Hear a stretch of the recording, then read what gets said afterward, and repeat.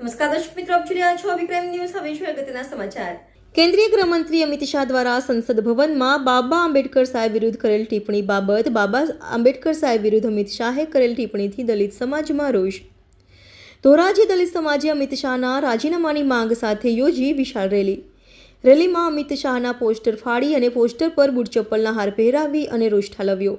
ગામના મુખ્ય માર્ગો પર રેલી યોજી અને ઠાલવ્યો રોષ. અમિત શાહ વિરુદ્ધ સૂત્રોચ્ચાર કરી અને ઠાલવ્યો રોષ. રેલીમાં ધોરાજી સહિત આસપાસના 26 જેટલા ગામમાંથી દલિત સમાજ, મુસ્લિમ સમાજના લોકો અને ગુજરાતના પૂર્વ કેબિનેટ મંત્રી દિનેશ પરમાર રહ્યા ઉપસ્થિત. Reporter Bhavesh Gohil, Abhikram news, Surat. યોગેશભાઈ ભાષા, ધોરાજી. આજે જે દેશની અંદર દેશના ગૃહમંત્રી અમિત શાહ કે જેને સદનની અંદર ડોક્ટર બાબા સાહેબ આંબેડકરનું અપમાન કરેલું છે અને જેવી રીતે એને કીધું કે आंबेडकर आंबेडकर आंबेडकर आंबेडकर आज नाम लेना एक फैशन बन चुका है.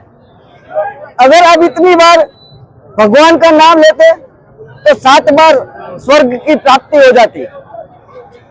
तो ये बाबते हमें कहिए છીએ કે સ્વર્ગ જે મર્યા પછી માણસને મળે છે અને મળે છે કે નહીં એ આજ સુધી કોઈ કહી શક્યું નથી, કારણ કે મરેલો માણસ પાછો આવતો નથી.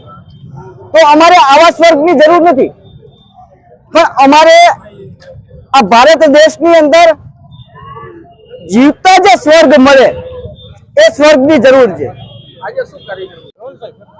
મારું નામ છે ડોક્ટર દિનેશચંદ્ર પરમાર. ગુજરાત સરકારની અંદર ભૂતપૂર્વ મિનિસ્ટર તરીકે ફરજ અદા કરેલી, 3 વખત MLA તરીકે હતો. અમે આજે ધોરાજી સમાજ તરફથી, દલિત સમાજ તરફથી એક આવેદનપત્ર આપવા માટેનું આયોજન કરેલું. એના ભાગરૂપે અમે અહીં આવેલા છીએ. તાજેતરની અંદર રાજ્યસભાની અંદર અમિત શાહ દ્વારા ડૉક્ટર બાબા સાહેબ આંબેડકર વિશે ઘસાતું બોલી એનું અપમાન થાય એ રીતના શબ્દોનો પ્રયોગ કરી અને જે બોલ્યા છે એમાં દલિત સમાજ ઉપર ભયંકર આક્રોશ છે. દિલની અંદર બહુ ખેદ અને દુઃખની લાગણી અનુભવે છે.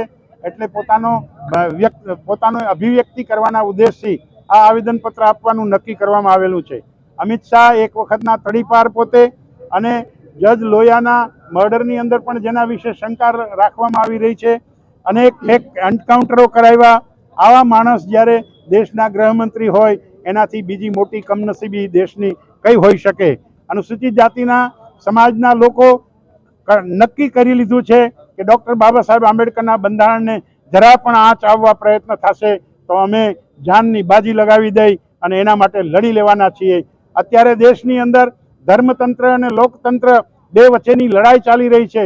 એમાં ધર્મતંત્રના લોકોના હાથમાં શાસન છે, જે દેશના બંધારણને બદલી અને મનુસ્મૃતિનું રાજ લાવવા માગે છે, જે અમે હરગીજ ચલાવી લેવા માગતા નથી. એના અનુસંધાને આજનું આ આવેદનપત્ર આપવાનું આયોજન કરવામાં આવેલું.